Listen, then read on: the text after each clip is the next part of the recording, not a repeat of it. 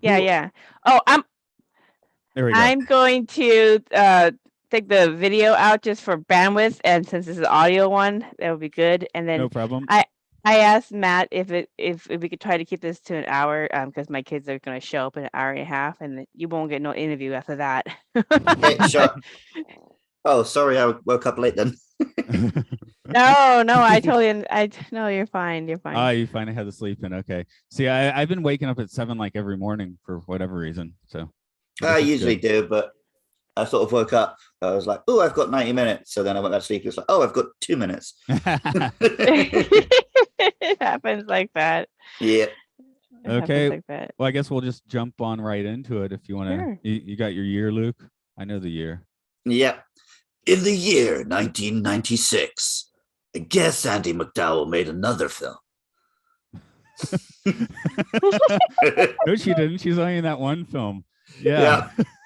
Are we going to carry this on from the last book interview you did with me where you just hated on Andy McDowell? like she was an ex-girlfriend from high school that said no to you? You can't get over it, or what? I don't hate Andy McDowell. My ex-girlfriend hated Andy McDowell. Okay, now that has definitely changed. With a woman. Okay, the last movie that we did, Groundhog's Day, you didn't say that it was somebody else who didn't like her. It was like you just didn't like her. But now we're gonna transition the blame to somebody else who doesn't like her. So we're moving along the scale. Luke, what might have happened is you explained it to me, and then in the last podcast, you just assumed that since I knew you didn't have to explain it, and now we've got all the It got lost in translation from Japan to Seattle. Anyway, this is Matt. Here with me today is Steve and Steve. Hi, Steve. Oh, hi, Rico. Right. Okay, I'm just leaving your name as Rico. We will introduce Von Galt, our guest, our Buddhist correspondent. Thanks for coming in again. I love it. I love these little movie reviews that we do.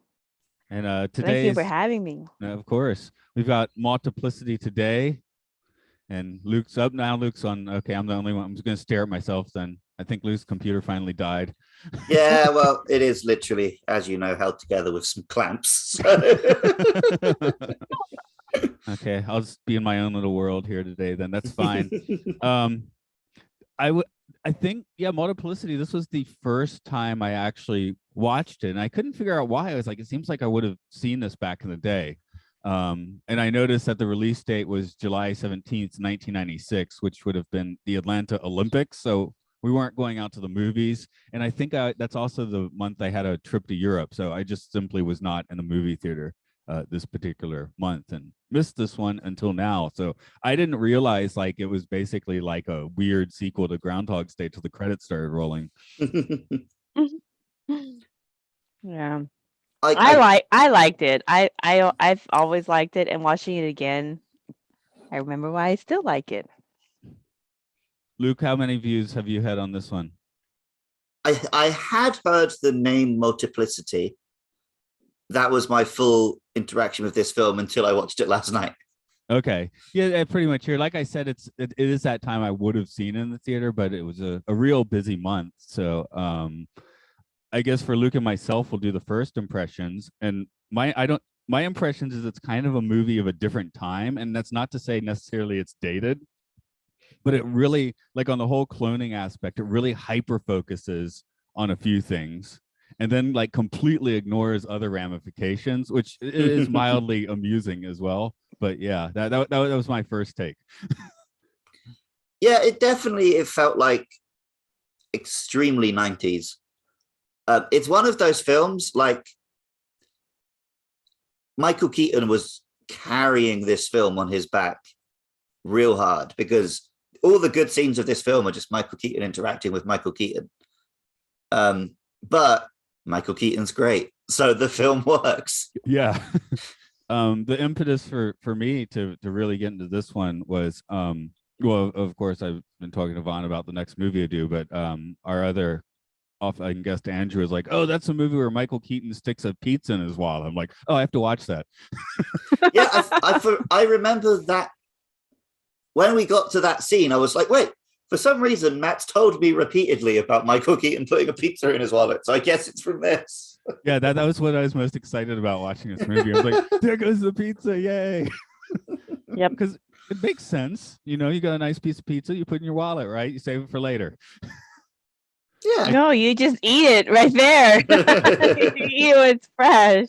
I did narrowly miss my wallet from falling in the toilet yesterday, so that was good. Because you know, well, I travel with a lot of stuff in Japan. I got my backpack. I didn't have a jacket because it's warm, but I had several things. I'm have it precariously hanging. I'm leaving the restroom, and I just got that like quick catch, so that was good. I've put wallets through the washing machine and accidentally put them in the trash and all that kind of thing. So I had real fast reflexes yesterday. Our mutual coworker Maddie, he decided to hacky sack kick a ball which flew like 2 inches past my head, and I didn't flinch. So I'm too used to having balls thrown at my head at this point. It might be is it an occupational hazard as a teacher? Yes. Oh yeah.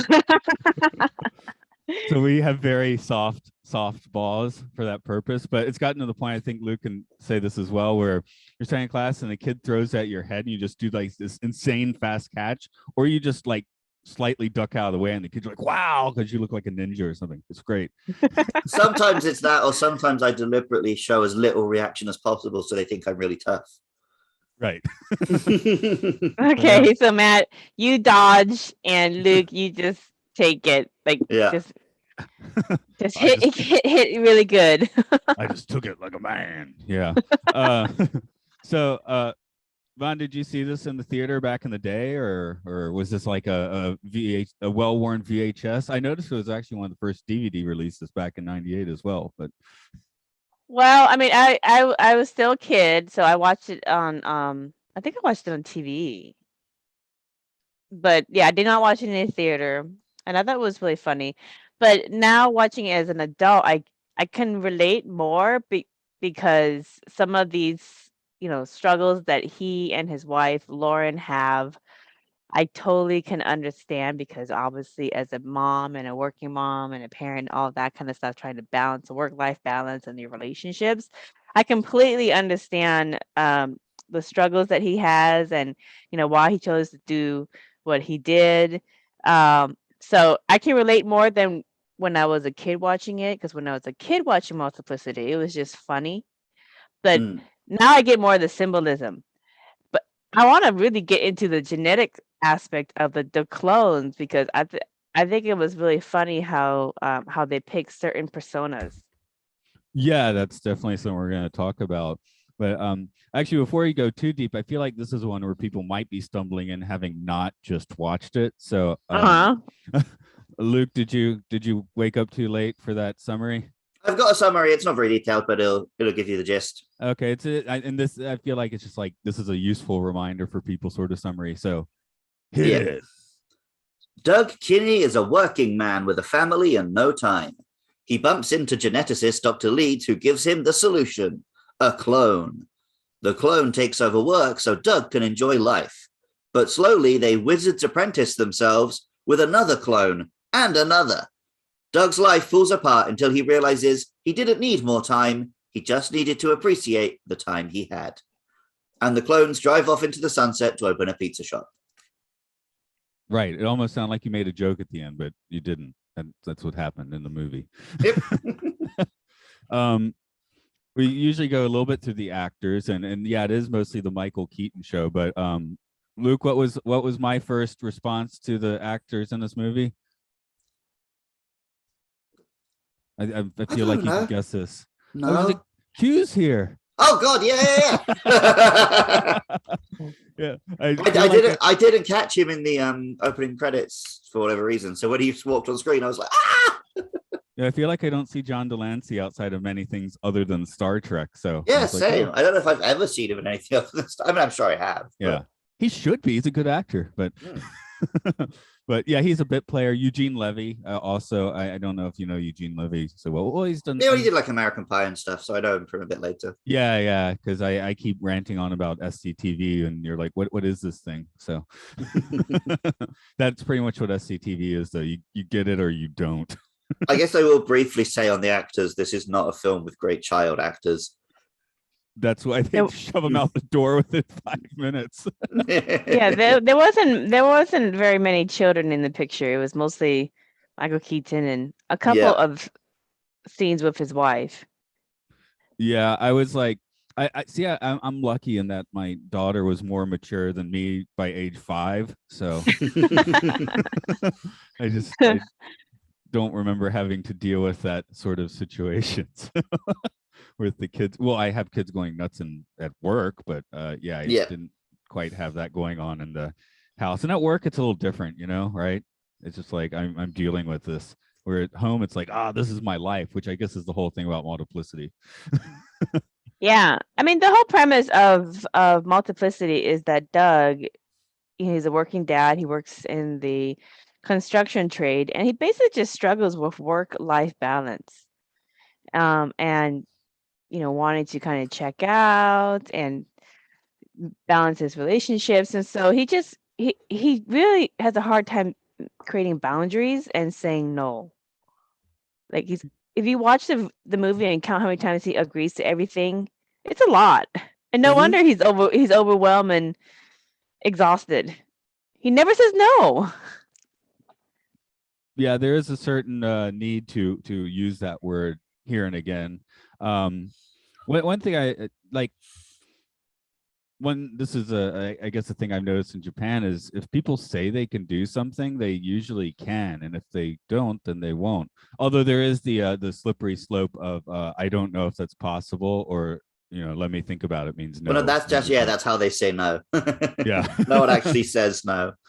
So like, I'm not sure about that means no, and you just have to read it after a while, because I don't know. I feel like in America, people are way too much like, yeah, I can do that. Yeah, I can do that. And they really can't. No, that's true. In Britain, they'll just say no, even if they can. No. Yeah. They'll say no to try and get out of it, and you got to be like, I'm pretty sure you can, dude. That's funny. So in Japan, it's very common for people to kind of say a soft no in a polite way. So you kind of have to read between the line. Like a passive no, and then in Britain, in the UK, it's a hard no, but it could mean yes or no. Yeah, pretty much. Okay. So, well, I mean, in the States, it's very common, and you guys probably know this as well, but it's very common that everybody says yes. And I mean, they have classes on how to say no and create boundaries and work-life balance and all that, because everybody's a yes person, the yes ma'am, the yes guy, so and this is a reoccurring thing, because they didn't touch on this in Multiplicity, in that he was having a hard time balancing his responsibilities and all the things that he committed to with work, and his wife going back to work, and the things he commit to and that she commit to. But they barely touch on this, but they didn't really go into the life of the kids and what kind of commitments they had signed up for. But in America, it's very, very common for families to overschedule themselves with so many activities that they just don't ever have time to really have time for themselves or have family time, and it's a big problem that a lot of people balance. In Japan, they just give you a ton of schoolwork, I think, for kids. Yeah. In Japan, you're allowed one club activity, and that's it. Really? Well, only one? You could tell in the film, though, like, because he's running to dance class with her and then football class with him, and then I think he had a karate uniform on at one point as well. So there's definitely a bunch going on. Is that a 90s thing? I don't know. Although I have found, like, now my daughter's in junior high. Sometimes they're still up when I get home, so which is like 11 p.m. So. Oh my goodness.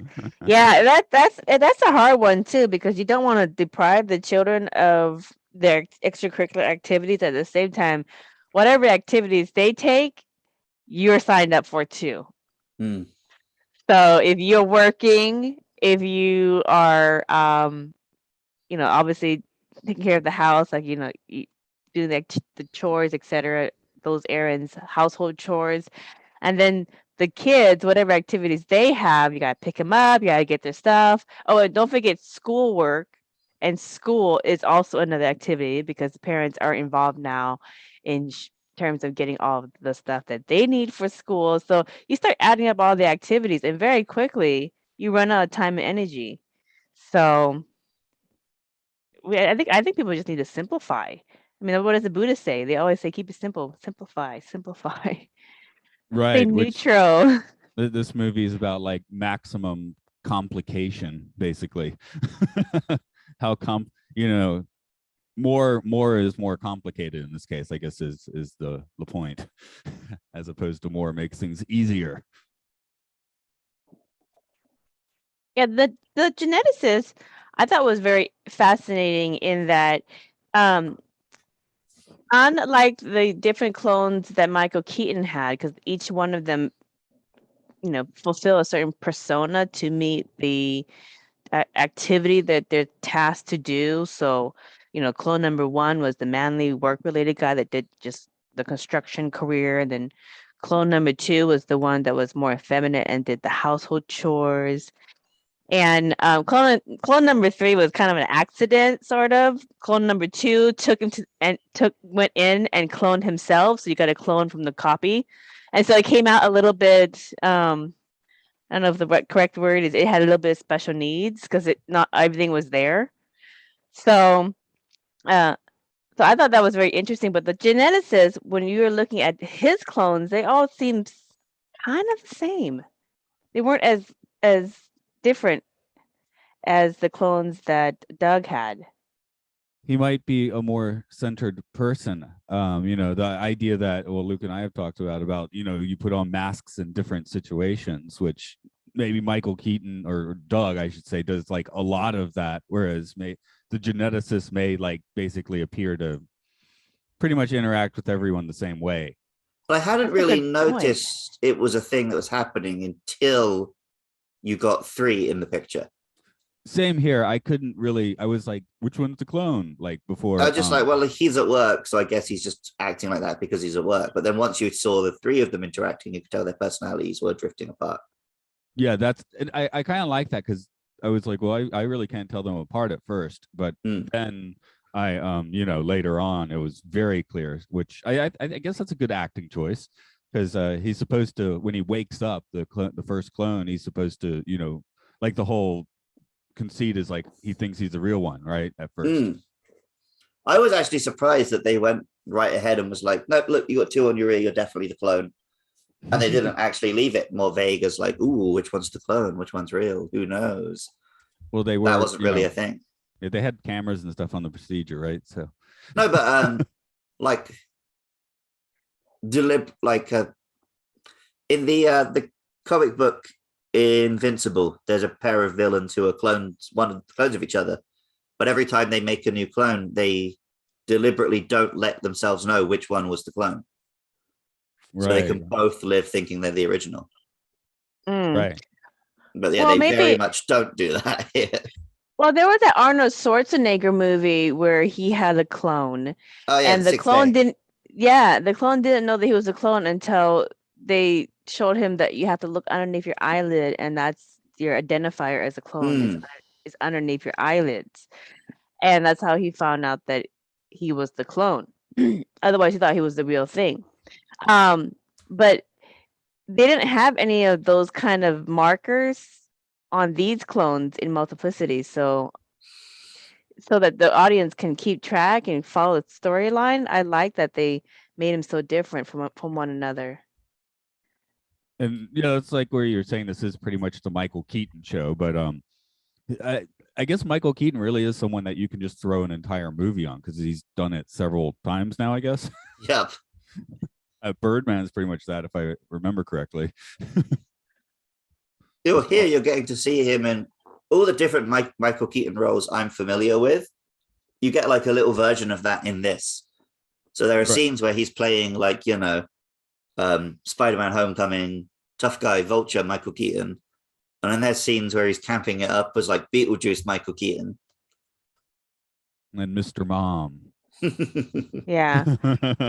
Well, you know, it's funny. It's funny because like when I look at the different characters or the different versions of Michael Keaton, I think in terms of like Buddhism, I mean, we have the philosophy, and this is much in many Asian traditions as well, that there are multiple versions of people and there are multiple versions of reality. You can call them parallel realities, the multiverse, Mandela effect, whatever you want to call them. And in they're all the same person, but they're all expressing themselves differently, and they are all having different journeys. And then when they all come back together in basically in source or in heaven or whatever you want to call that, they all come back together, and then they kind of check each other's notes, like, oh, I did this and I did that and I learned this and I grew that. It's a way to multiply yourself into multiple different areas and then come back as one and regroup and then have this big, almost like a big bang explosion of consciousness. So that's a basic generic idea. But if you look at Multiplicity, the movie, from a Buddhist angle, like I do, it's interesting that they take the multiple versions of a person's persona or soul and then have them all express as these clones in the same reality in the same space. So in some traditions they would call that the double ganger, or you can call it like a twin sometimes. But there there are traditions where they talk about, even if it's not twins, that you have a carbon copy of your soul existing in the world at the same time that you're existing. You just usually don't run into each other. But There other is people might run into you. Well, I've always liked the idea that we're all the same soul experiencing different things. Right? We are just the universe experiencing itself. And that is also a very fundamental idea as well. When you express the concept of consciousness, everyone is a fractal expression of the same being. And we're that's basically having that, even in like physics, and like as we're trying to scientifically understand consciousness, they're more and more looking at it as from that sort of angle, I think. Yeah. So there's a lot of different ways that we can see this, but it's always fun to kind of separate yourself out a little bit so that you can observe yourself and kind of entertain yourself based on these differences. I sort of wonder if this movie is made now, because this I do remember when it came out, it was like, oh, this movie's really like pushing special effects because we got 4 Keatons. I feel like now we'd probably have like 30 of them or something, you know? Yeah. Like, I do. Obviously there are 1 or 2 moments where I could see like the flickering of the green screen and stuff, but mostly it worked well. Again, like everything in this film, it worked well because Michael Keaton's really good. Yeah, you're not really watching for those edges on the effects. You're watching him like bounce off himself. I was also thinking I think maybe the best cinematic example of all those other variants of us is that scene with Neo at the end of Matrix Reloaded, right, where you see him basically having every emotion on the television at once, right? So that came to mind, and that's where I was also thinking, gee, I wonder if Multiplicity actually had like more Keatons, too many Keatons. You gotta have some control over the multiple personality disorder. It's like Source, Source or God or consciousness, when it's split off into multiple personalities. It's having this multiple personality like episode with itself, and they're all expressed as individual beings with their own egos and their own personas and their own avatars, and but it's all the same consciousness allowed to express itself in infinite ways, and it's basically just watching and observing, and it feels like we as the audience are watching and observing the same thing in the movie, but we're like Source looking into how's this experiment going to happen. The other bit that came to mind when you mentioned doppelgangers, I do the Twilight Zone podcast, and there's an episode, Mirror Image, which has basically the doppelgangers that are out to get you. And I'm kind of feeling like if these guys didn't drive off to Florida and start a pizza place, they'd probably all be plotting to off each other a week later, you know? Well, one thing that maybe you probably would do differently these days is there wasn't much conflict between the clones, really. Oh Like yeah. they mostly just did what Doug said, even when it's like, because in their memories, they're as married to Laura as he is, right? Mm-hmm. They remember the whole of his life. It was just like, no, you're not allowed to see or touch or sleep with your wife ever. They just pretty much accepted it. And then even when she was coming onto them, they were like trying to act like they weren't interested. Well, okay, so let's talk about the sex scene. Okay, the big. Can we go? Can we talk about the big confusing sex scene?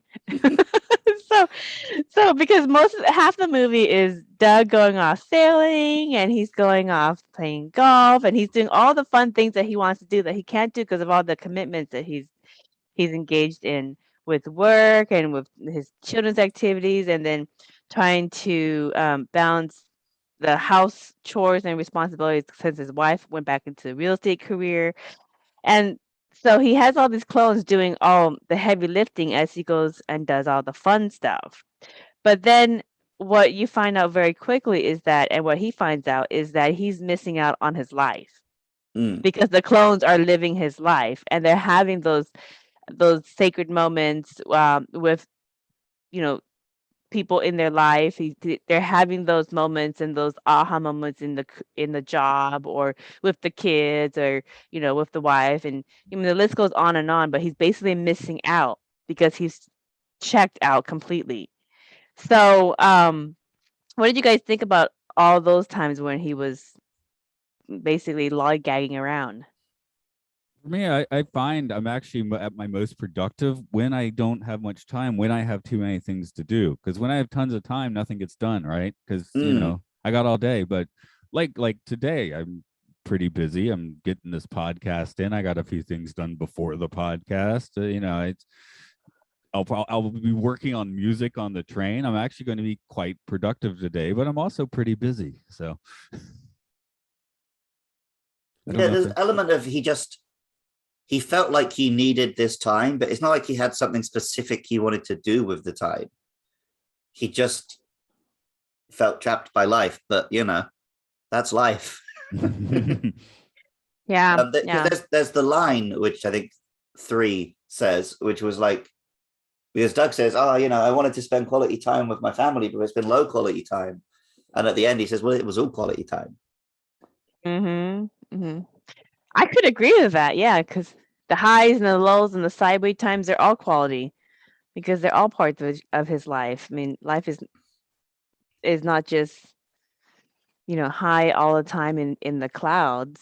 There's different facets and dimensions to life. So, I mean, I think it's a relatable story because a lot of people, they just think that they, you know, want to check out and have a life that's like a vacation all the time. But then you do get kind of bored with these endless vacations and want to get back into your career or get back into whatever projects you're doing. So it's a balance. I think the moral of the whole story for me is that you just have to balance your life, and it's something that everybody, I think, for the most part, is trying to do is balance their life.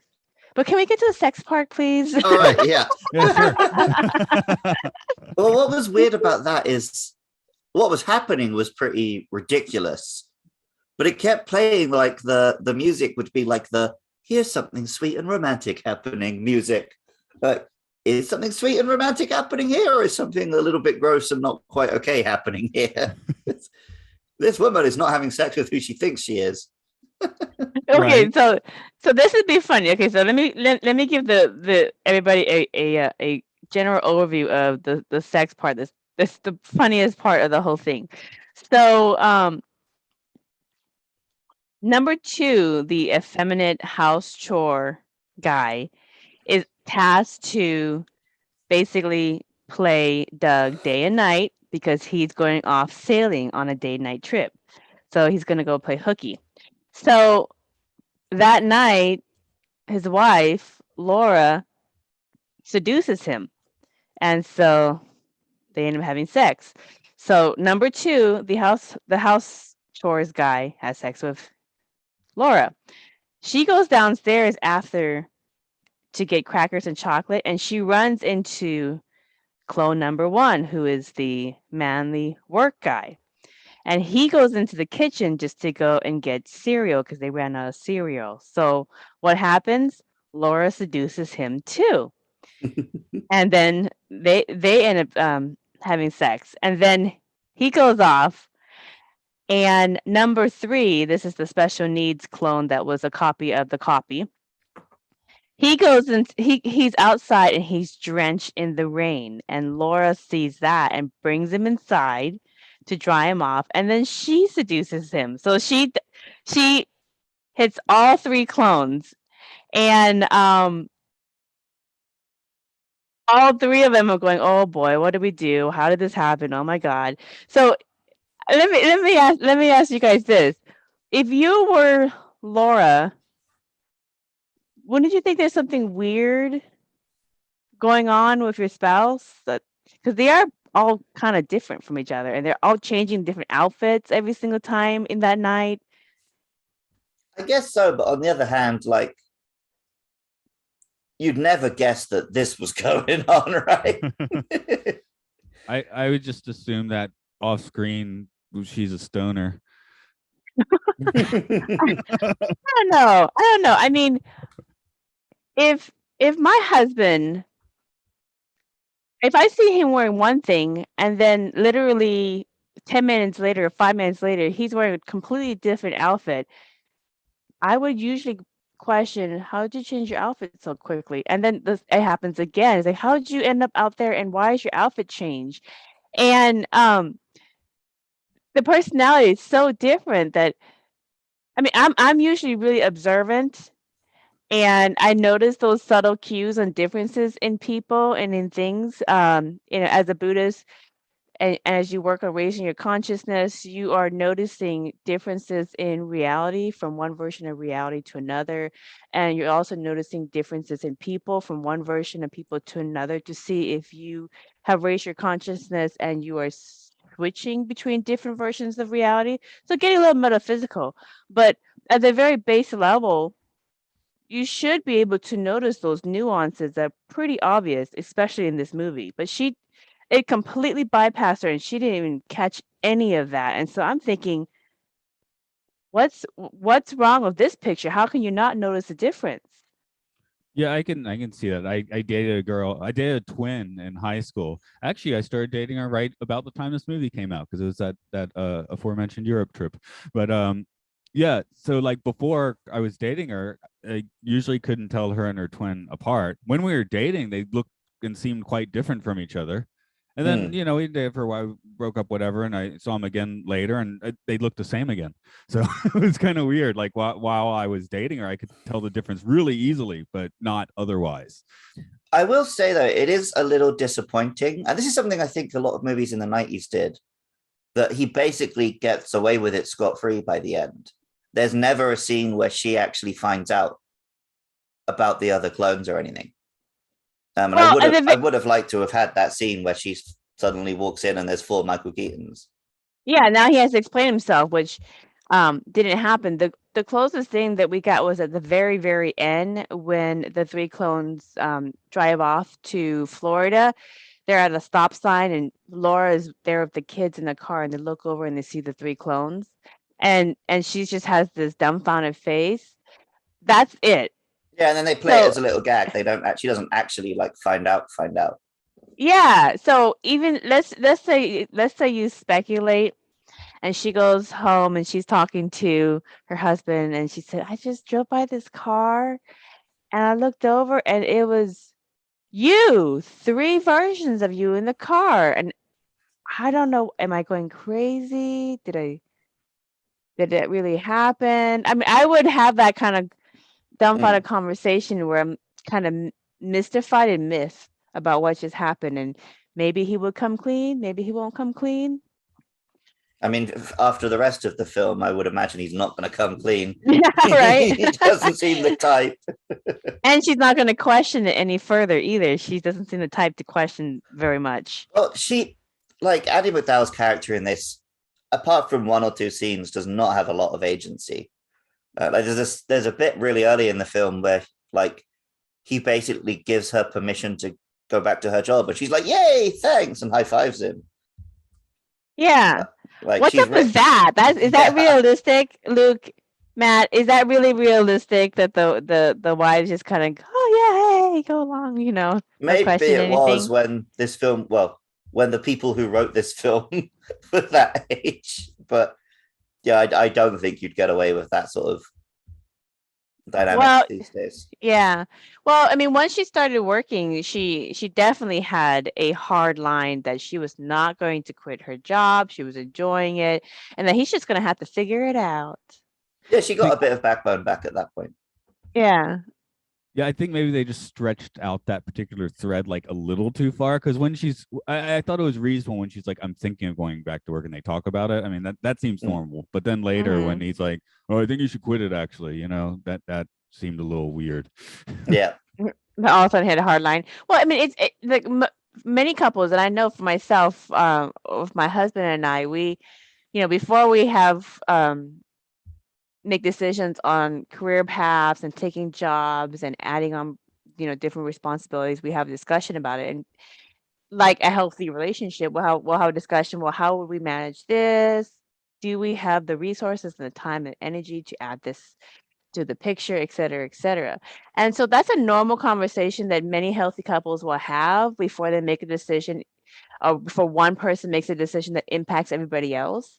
So like Andy McDowell going back to work is going to impact everybody else. And I don't think that Michael Keaton's character Doug really thought it through comprehensively. First, that when she goes back to work, there was going to be a sharing of household responsibilities, etc. And so when it finally came into fruition, that's when he lived out the decision that should have been discussed earlier. So he found out that, yeah, she's not going to quit her job and that he's going to have to figure it out. It's definitely a true thing that a lot of guys don't realize how much effort goes into like doing things at home and having a job. And when they watch their wives do it, they think it's easy. And then like in this, he gets a taste of it for like 3 weeks and he's like, no, I can't do it. You have to do it. Like he says, you're a natural caregiver. That's why you have breasts. Yeah, that's a typical guy response, and the typical gal response that I totally can relate to Anna McDowell's character is to just throw it back to him and say, I think you have evolved beyond that and can see some multi-dimensional perspective on this, that we can do multiple things and it's not just a cookie cutter box that you put your wife into. So and I think also this may be a time thing, because in the 80s, men in the 80s may, especially in America, may be different than men now, because there's a lot of men now that work and they also have a personal life balance where they take on some of the household chores. These couples split household chores. The dad picks up the children and participates in those extracurricular activities. So it's not all dumped on the wife to do the work and also take care of the children and the household responsibilities. So it's more kind of divided in a more equal way now.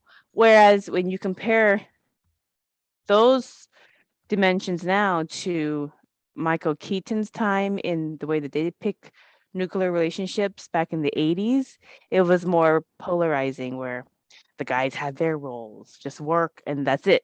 And then the women had their roles, which was all the domestic responsibilities. And then, of course, work as well, if you can bring that into the picture.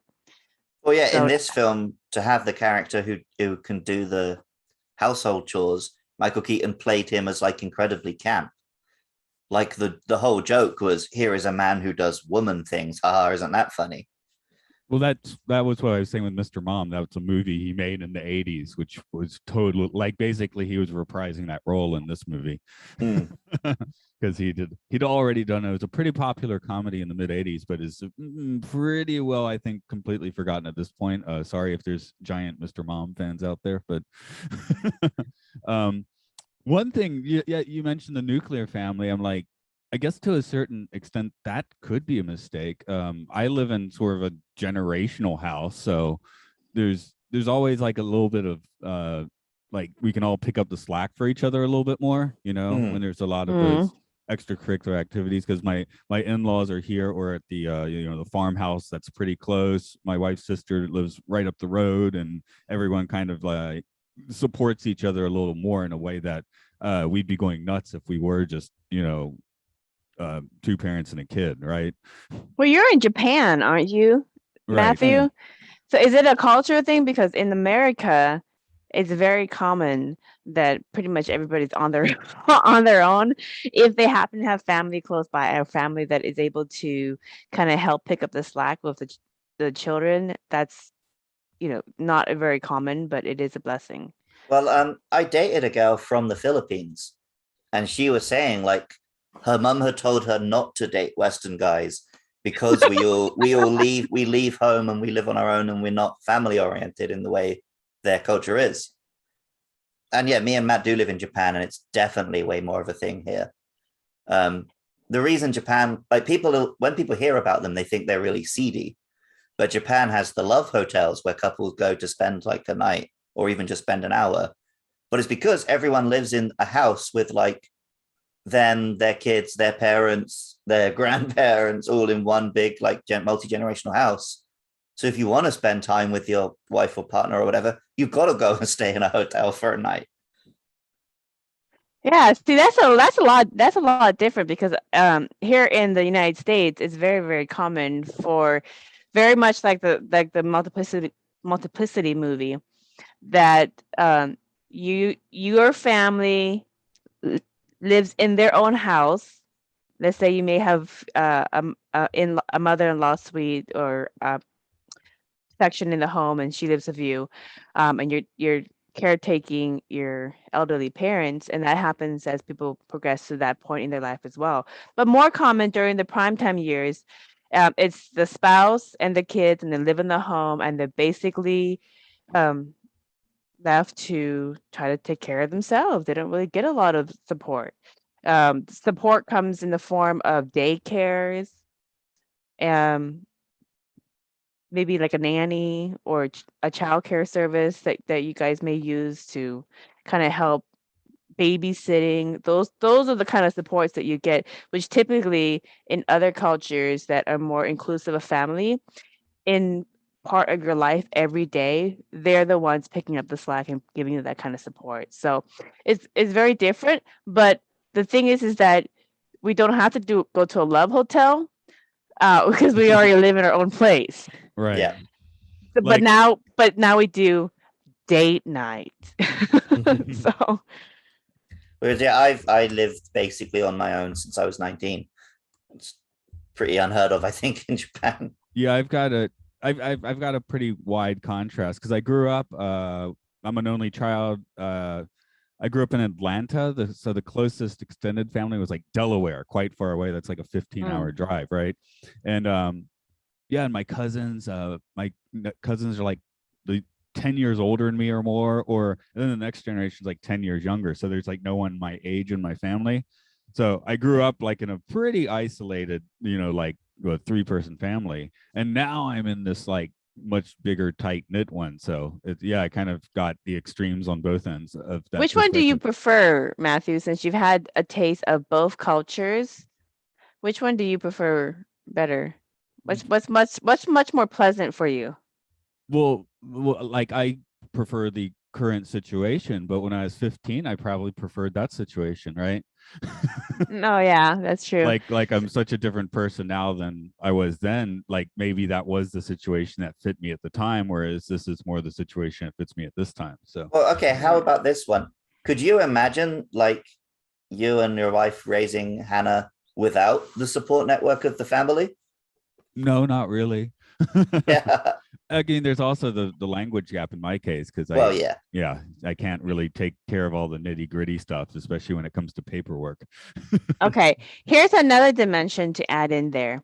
You actually get along with your in-laws, so living with them and having them be, live in support systems is helpful. There are lots of people who don't get along with their family that well, so they don't want to live together in an extended home. Yeah, that's 'Cause why I left home at 19. I like Luke, my can you family a lot imagine? more now that I don't live with them. So Luke, you're not down with the whole living with your in-laws or living with your direct family and sharing the household with them. No, I like my space. I mean, for me, it's sort of like I found like I get along with my mother really well when we don't live in the same city, you know? Yeah, same. I get along really well with my family now that they're on the other side of the planet. Oh, this is funny. Well, different choices, but yeah, I think it really makes a difference. I mean, the whole thing is just work-life balance and trying to, balance the responsibilities and the commitments, saying no when you have to, and just setting boundaries for yourself. And it's a really good life lesson. It's a basic life lesson in Buddhism. Um, it's kind of foundational to set boundaries and have discernment with different things that you take up. But yeah, I guess it really just depends on the person. Some people, it depends on the lot that they have and the people that they have to choose from. So I don't know. My husband and I have made it work, but we do get help. My in-laws live 10 minutes from the house. And if they didn't come and get the kids and be part of their life on a almost daily basis, they won't see them unless it's on holidays or some maybe special weekends here and there. And they're fully retired, and that's not how they want to spend their time. They want to be involved more often, and so they volunteered to be involved more often. But they want their own space, so they live in their own house. But so I can't really say that I'm fully in the Michael Keaton movie of Multiplicity when it comes to you're on your own, figure it out on your own. You have no help from the in-laws or your direct parents or any of your siblings, because you didn't see anybody come into. I didn't see brothers, sisters. I didn't see moms and dads or grandparents coming in and taking the doing some of the chores with the kids and some of the other activities. I didn't see any of that. We only see that when Andy McDowell leaves him at the end.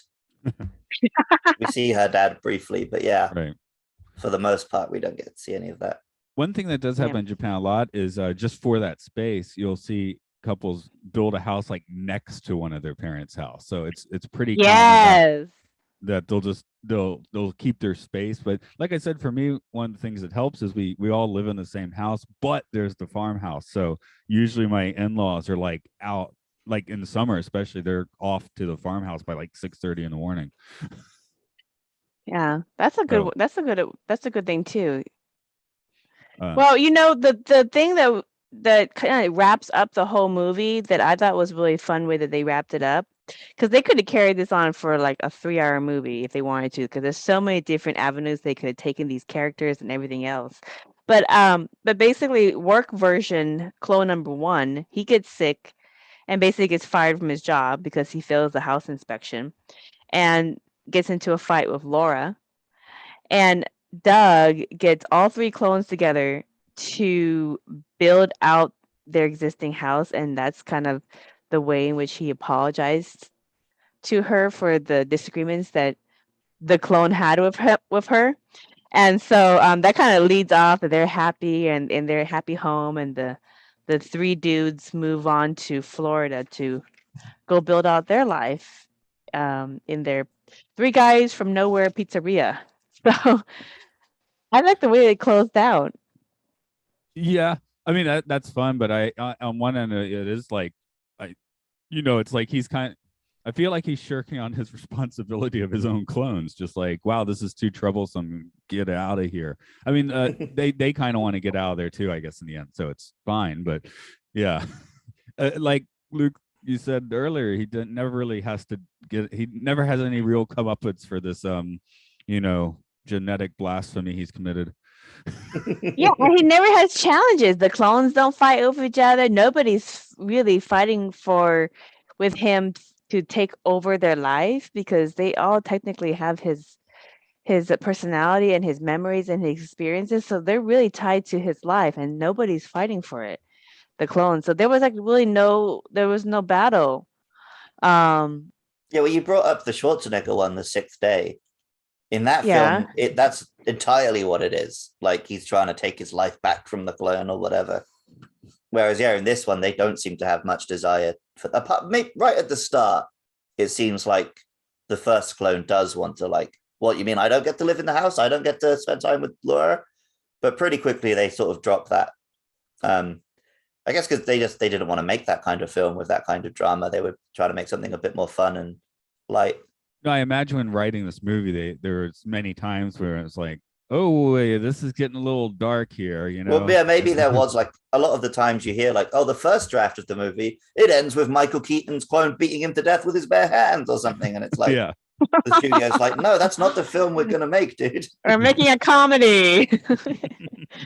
Yeah. The one I always remember, do you know the Will Smith film Hancock? Yeah. The original script was about a superhero who every time he has sex with a woman, he kills her because he can't control his strength. And it sounded like a really dark movie. And that sounds like a really... Of course that's not getting made. Yeah. That would have some serious fallback from the female audience. Yeah. So you won't really make a blockbuster with that storyline. I think that's often the case. Scripts start out as the writer has this, like, really wacky idea, and then it just gets chiseled down to the version that can actually sell to an audience.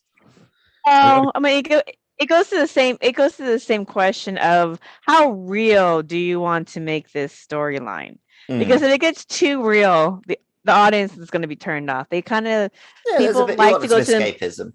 Yeah, people like the escapism. They like to go to the movies and watch movies so they can kind of feel better about life and have a happy ending. I guess that is where Groundhog's Day stands out as being more classic for basically balancing that, or doing that balancing act a little bit better than this one. Yeah. Because that one's whimsical. It actually does get dark for a while, doesn't it? So well, Groundhog Day has the thing that it can do whatever it wants and not have consequences, because that's the whole point of the film. Here it's like they're maybe pulling their punches a little bit so it doesn't get like inherently dark. Because what are you going to do with your clone? Make friends with it, kill it, or send it away? Well, I remember the shot where he does the bungee jumping. I was like, oh my God, is he just killing clones now? And it's like, oh, right, no, it's a bungee jump. No, because the difference with Groundhog's Day is that he's basically traveling to different versions of reality, within the multiverse and within his consciousness. And the only thing that I thought that was disappointing about Groundhog's Day, and Matthew touched on this on the last movie review, was that it would have been funnier if they had one person remember all the versions, and that would be the groundhog. Yeah. Because he can't say anything, but he would recognize everything. And so that could be like his friend between the multiverse, as he dies off and comes back and does that loop. But in this version, there is no multiverse. There is just one version of reality and multiple clones of him. Although on trying to figure it out. I could imagine perhaps if they'd had a slightly better actors, they could have done a bit where, like, the kids found out and the mum didn't or something. Oh, that would have been good. That would have been funny if the daughter or the son would have found out, like, you're different, Dad. Like they'd walked in on two of them and they'd given them a little wink or something, but no, we never got anything like that. I wonder if there's some cutting room floor scenes with that, and they just, like you said, the actors just went up for it. Yeah. Maybe it would have been funny if, like, the daughter really bonded with the household chores clone number 2 guy. and then maybe they bonded playing house or playing dress up or playing doll. Yeah, and then the son Yeah. bonded with like the ridiculous manly one, and he became the Yeah. or something. Yeah, playing baseball and building like tree houses and all that kind of stuff. And then they that would have been funny. That we should start writing movies. Yeah, this could have been a 3-hour movie, but it is This a could have 2-hour been. movie. So how does this 2-hour movie hold up today? Groundhog's Day is a stone cold classic. This one is, I guess, kind of vaguely remembered. It was a bit of a flop on release. It did not make its budget back. So I think it was 45 million budget. I think it said it made 21 domestic, which is not good. So it's definitely fun. And I did enjoy going back and watching it, but you have to watch it remembering like, hey, this is a 25-year-old film. Like some of the humor hasn't aged great. But if you're just if you just want to watch Michael Keaton for 2 hours, you're going to get a big old dose of Michael Keaton. So who doesn't want that? Yeah. For me, looking at it with eyes as a 42-year-old woman as compared to a teenager watching it for the first time back in the 90s, for me, I think a lot of it is still relatable. However, I don't think it's really aged that well in that roles of men and women in relationships have changed. Men are much more multidimensional. They pick up more of the slack and kind of there's more dimensions to men nowadays as they were maybe in the way they portrayed what men are supposed to be like in the 90s, and same thing with women. So the structure has evolved and changed, and there's more complexity and sides to things. And so for me, it's kind of time stamped itself to a certain era. There's a lot of sitcom settings in here that you like couldn't get away with in a movie now. You can't get this sitcom-y and have it work very well. So I guess it has a charm is the point. So if you need an afterglow charm from Groundhog's Day, you might get a touch of it here, but yeah, it's definitely not on the same quality level. But yeah, the Michael Keaton show is always fun. So any final points we want to throw out on this one, as I think we're hitting into that hour? I mean, if we wanted to be real geeked, we could go in on the fact that apparently this is a geneticist cloning him. So why is it like a full-grown adult with his memories and not just like a little baby, like when they did Dolly the sheep? Yeah, okay. I think it's that 90s problem of trying too hard to explain the science, which Groundhog stated perfectly by just never explaining anything. I thought the guy was going to turn up and be like a genie and just be like, oh yeah, I'll grant your wishes, an extra you. But they tried to make it like quote unquote realistic. And yeah. Oh, the other geek point is one of the reasons this movie was such a flop is it basically got body slammed by Independence Day. So I thought you'd appreciate that. This was the counter programming that did not work. That's interesting because I see it as this feels like it's from a different era from Independence Day. But I guess it's because this was Michael Keaton in like the twilight of him being a leading man. And then Independence Day is Jeff Goldblum and Will Smith right at the start of their career as leading men. Yeah. We'd already gotten Jurassic Park, right? But I guess he's like third or fourth billing in Jurassic Park. Yeah, good point. Anyway, I guess we'll wrap up today. So Vaughn, you were mentioning you're doing your own podcast, was it? Yeah. So my podcast is Merkabah Chakras podcast, and you can pretty much find it on YouTube and any other video sharing site like BitChute and Odyssey and Rumble, Rockfin. And you can also find it on 65 different podcast sites. Just do an internet search for Merkabah Chakras podcast, and basically I interview different book authors about their perspective on different things about the metaphysical aspects of our reality. So Merkabah Chakras is just Buddhism in the fifth dimension. And my books can be found on Amazon as well. There's 3 Buddhism books there that I've written.